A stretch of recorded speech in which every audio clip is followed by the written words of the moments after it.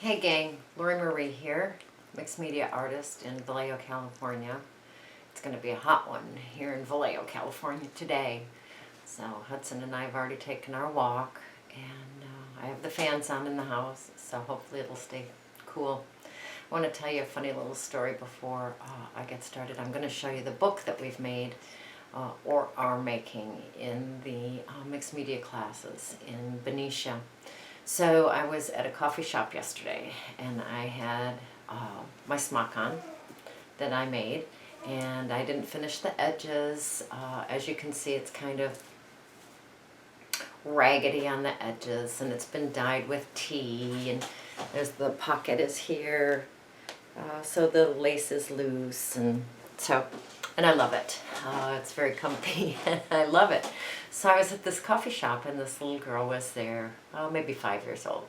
And she looked at me, she says, "Oh my gosh, that's just like the costume I'm wearing in the play for school." And I'm thinking, what kind of play would she be in that she would have a costume like this? So I asked her, I said, "What's the play?" And she said, "It's Annie." And so I said, "Can you sing some of the songs for me?" So she, in her little 4 or 5-year-old voice, sang a couple of songs, and I applauded her, and then I continued on and had coffee with my friend, and on the way home I'm thinking, oh my gosh, she plays an orphan. That's why her costume looks like my smock. So anyway, that's my funny story for this morning. So, very entertaining. Like I say, I'm going to show you the book that we've been working on. I have finally finished the book. The class will not be filling it quite as full as I have, but they're learning 5 or 6 techniques, and I will be making a video on each one of those techniques so that you too can make a book at home, all right? So I'll see you on the table. So here is my mixed media book. It's finished from front to back. It's completely finished. This technique here, I wasn't going to put anything on the front of the book. Need to keep it on the screen. I wasn't going to put anything on the front of the book because I really like the cover and the energy from it. But Rob gave me a very cool birthday present. Birthday card. And so I embellished that with a transfer. I have mastered the transfer. I can't wait to show you that. I use the transfer quite a bit throughout this book. So let's go forward. I just have it tied together with an old piece of fabric.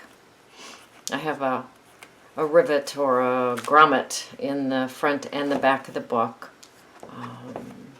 so that can be tied.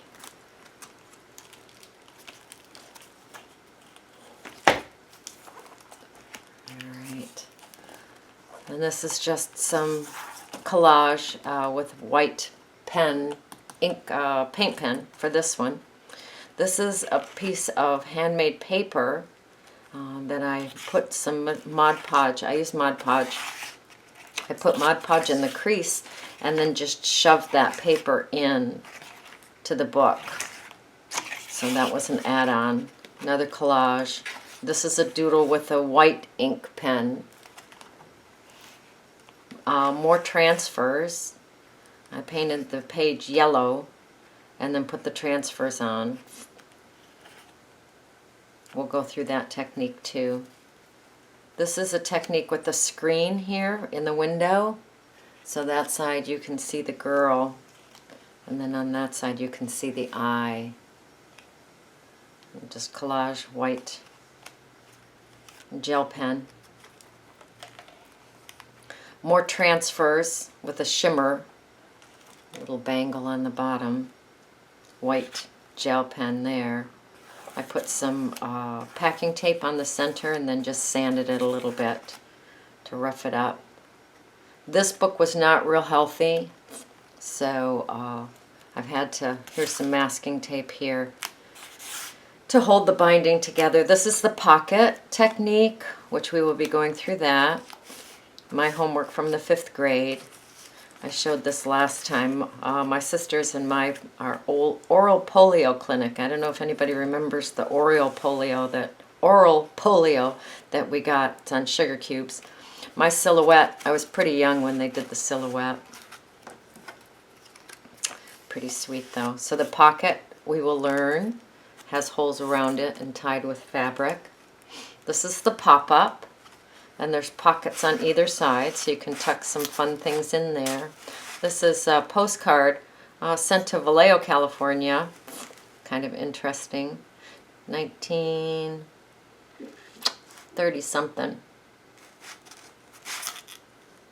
Yeah.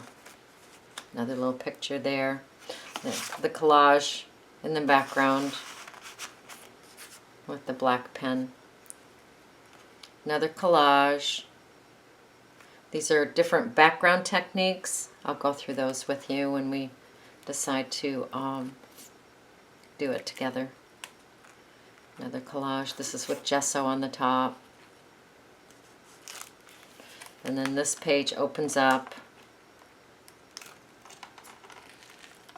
So that's a 3-page spread there. Kind of fun. I just put some measuring tape there to invite the person to open it, the observer. This is from an old file, index file for a file cabinet with the letter on that, letter T on that. Another collage. Actually, I love her. This little face takes place of her nose.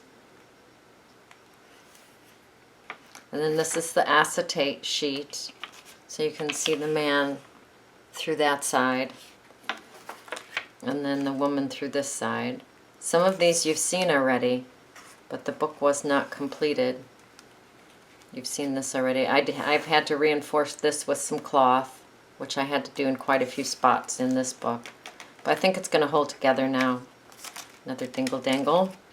And this is where her name is, 1932, so I wanted to preserve that. Lots of doodles on this one, and some gesso. This is a picture of my dad. This was my grandma's house. I have fond, fond memories of that house. 69 Lander Street. She used to jump rope with me. She had a swing in her basement. She was great.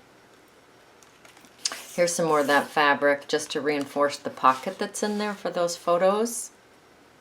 More collage work.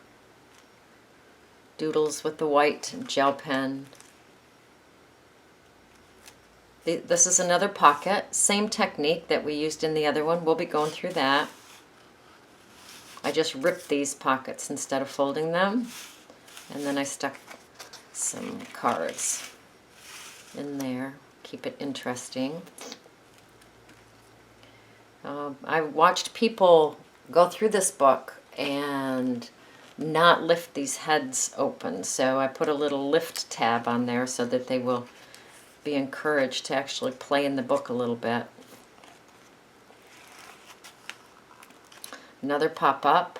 As you know, this is part of my digital artwork. She's adorable.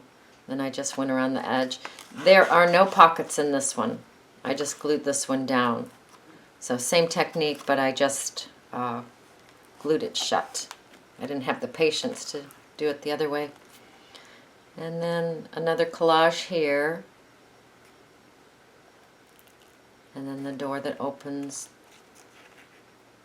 What's behind door number 2? Can't resist that. And then the little ornament comes out. And then if you'll remember, at least I think I went through this with you, the last page has her name and the year, July 29th, 1932. And I didn't want to destroy that. Normally, I cut the door all the way to the back of the book and it's secured to the back of the book. But I wanted to preserve that with her name and date. So what I did is I put a magnet in here and a magnet on the back so that it closes instead of flopping around.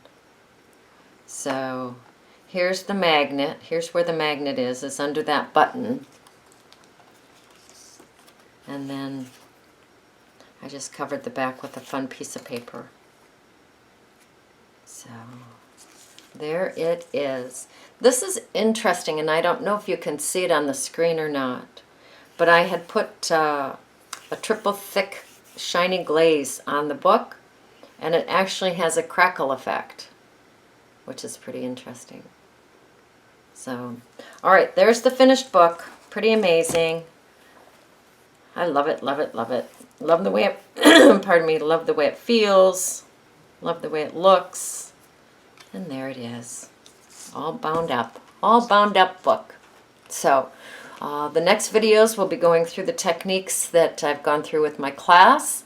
And hopefully you can go along with us. So, get out there. Go play.